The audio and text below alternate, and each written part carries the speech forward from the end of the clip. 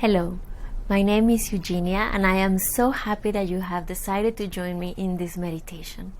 Every week I host a call for my breath family around the world.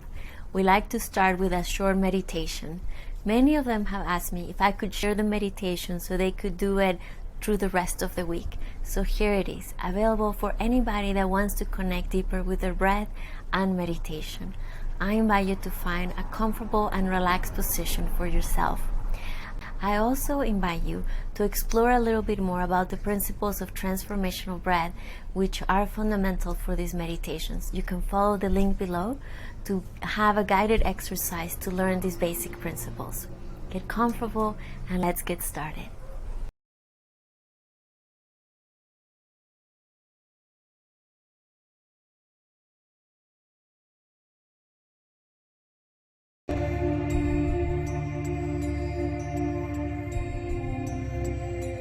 Feeling your body relax and supported.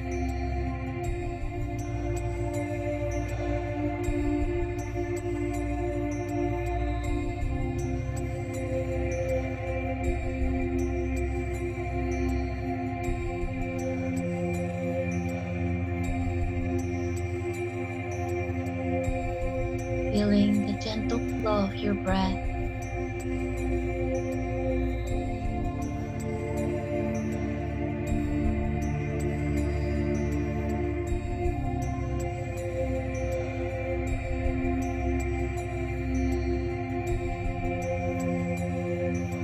Connect deep inside within yourself.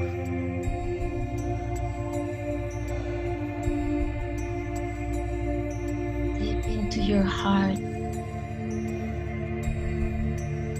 In that place where your light shines the brightest.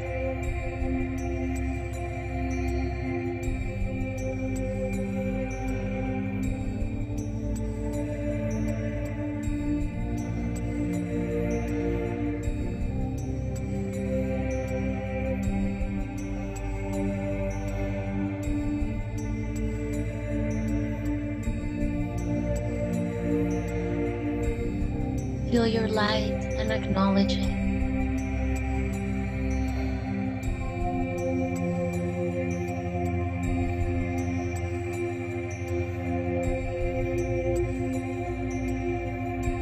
Acknowledge the radiant being that you are.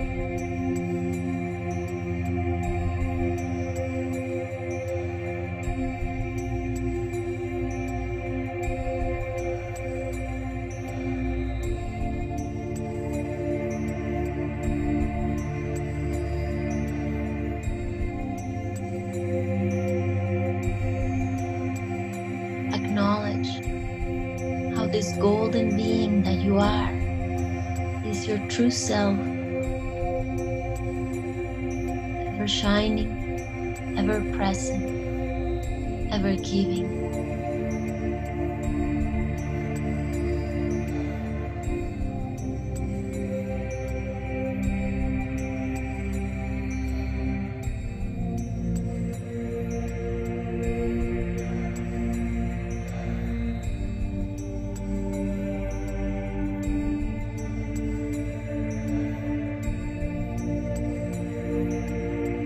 Allow yourself to glow.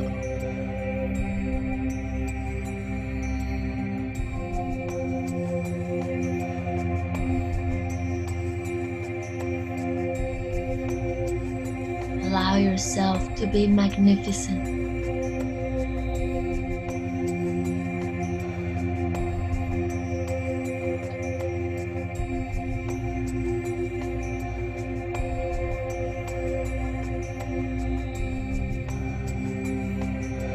As you claim this inner being, give yourself permission to show that side of you to the world.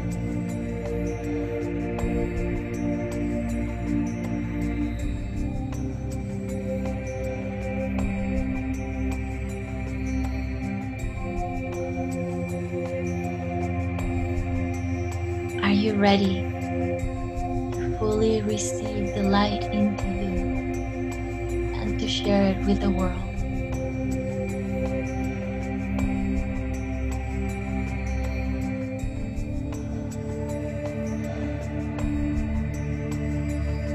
center within.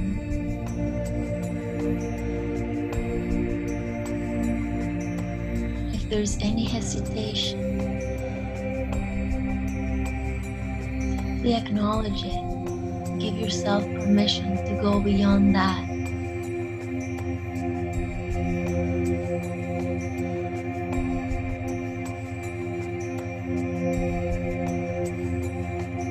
And allow your breath to connect you to your true self over until you feel the ever-shining light of you glowing outside, radiating into the world.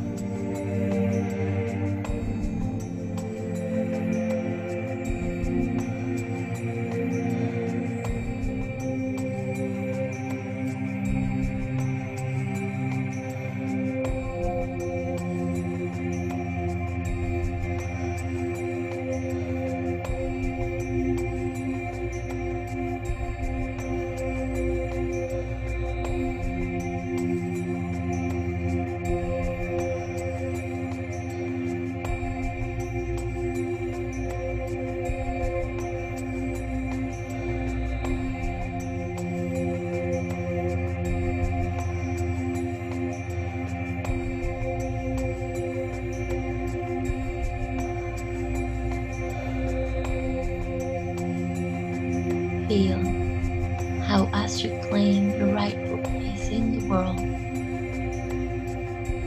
everything seems to fall in place with you. Everything is smooth and flowing.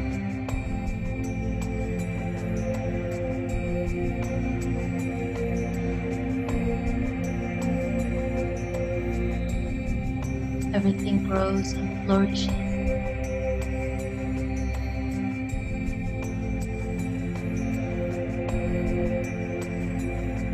Your only job is to accept it and receive it,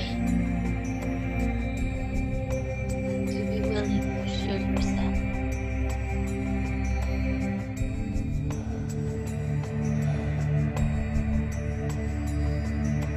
I am light.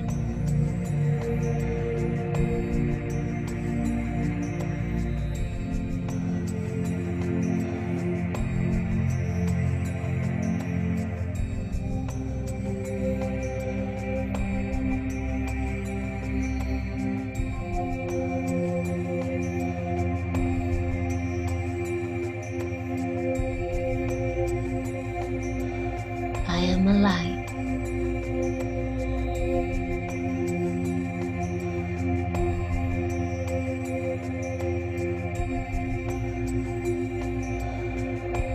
I live fully.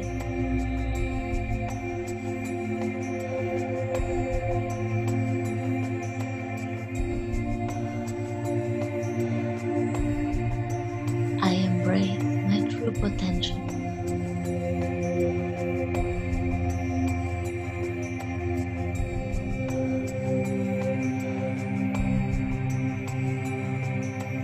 I am me.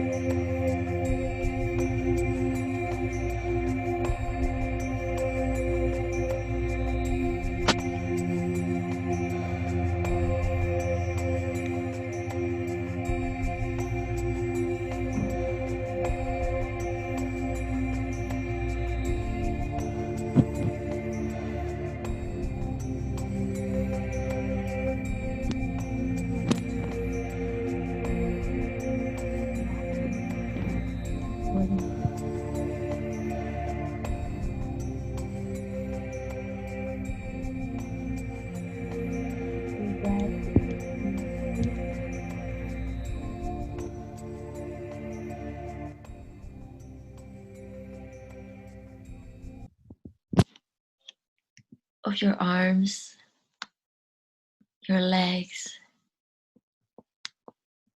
Feel how strong your neck is right now. Your head fully supported yet relaxed.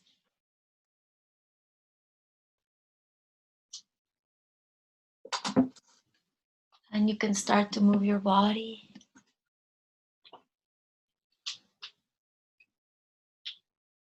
Bring yourselves back.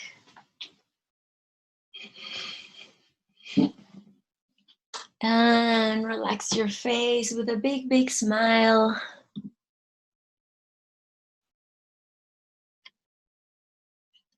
Good morning, beloveds. You can all unmute yourselves if you want to.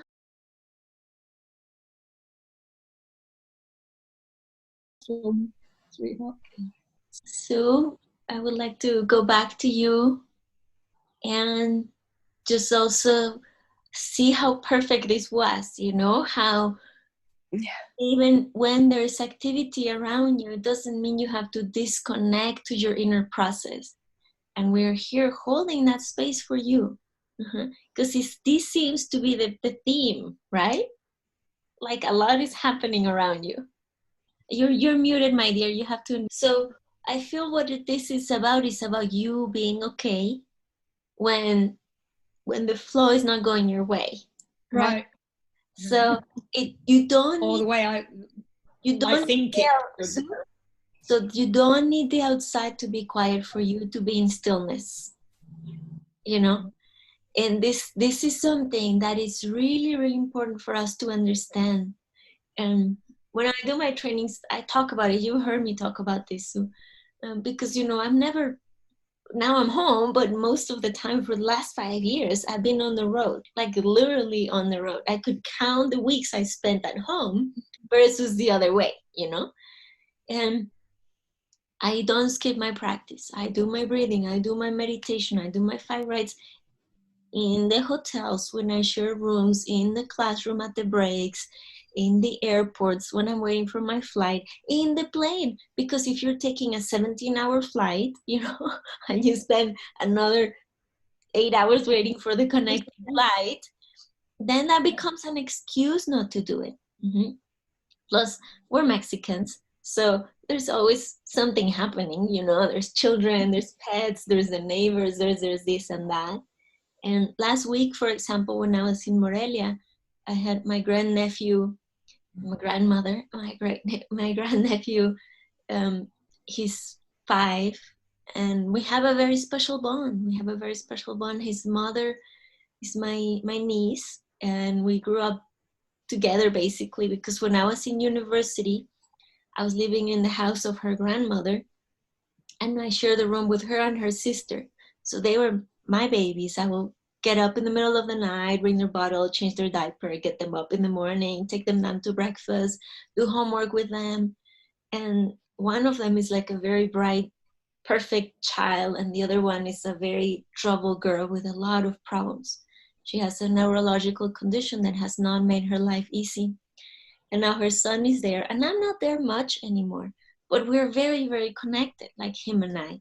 And whenever there's been an important time in his life, I just happen to be there.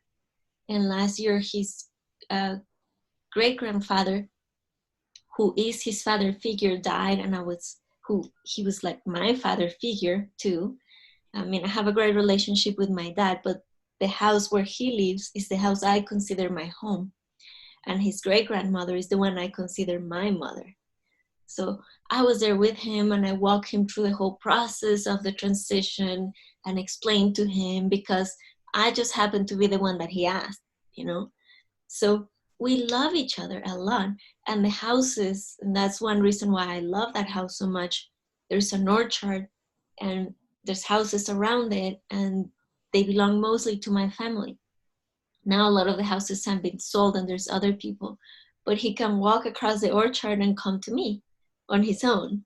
So every morning I was like, Tia, that means auntie. And I'll open the door and I'm doing my things, and he just comes in and he knows that's his house, and I will never tell him no. And I'm doing my thing and meditating and this and that, and he's there and he's asking questions, or he's playing, or he's drawing, or whatever he is, you know. And I don't let that distract me, because that's life, you know. Children are part of life, and we need to learn. Because if I were to say, no, he can't come, or you have to wait for this or that, then I don't have time for him, right? So I choose this distraction to enter my life so that I can enjoy everything that comes with it. The smiles, and like he's there, on my bed. He's on my bed and he's like drawing this and that. And I'm in the kitchen, packing. And then I move to the living room with the boxes. And then he sees me go by and he's like, Tia. And I go, what? I love you. Like this 5-year-old out of the blue just says, I love you. And I'm like, this is so cute, It's like just fills my heart. And I'm like overwhelmed with the boxes, And that's life. If we allow ourselves to be distracted by it in a good flow, we can receive the other pieces. Like right now, the mail came or a package came, and it seems like the knock on the door, it's coming at the worst time, but it's bringing something with it. It's a package or a letter or a postcard, And that's how we need to see life. Because life is full of interruptions and distractions. And it's about learning to be with them and not disturb us, because it's not that pulls us out, it's the thought that comes after that.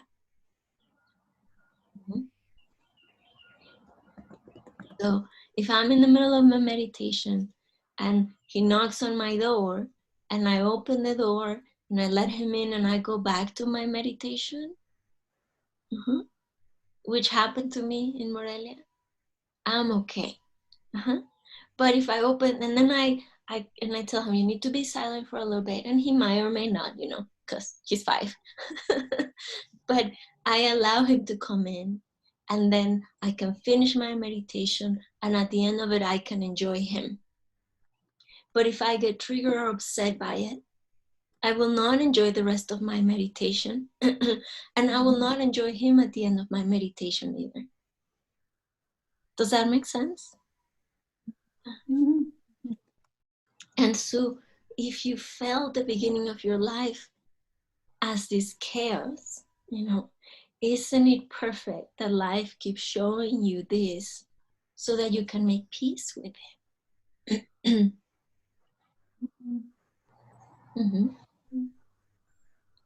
So, and I know before the knock on the door, you were connecting with that. Were you able to feel the stillness in the middle of this flurry of action that was your birth? You were just getting there. No, we were conquering, we were blended, which is great because we're not a racist country and we don't have those issues, But in a way, it's like we lost the identity, but the identity is being conquered. It's like we are a mix of native Mexicans and Spanish, but somehow we didn't embrace the culture of the conqueror. We embraced the culture of the one that was conquered. So, and right. no way of rebelling against that, because we were that blend already. Because we didn't really have pilgrims that came here. We had soldiers that came and married. So everybody got blended. All right.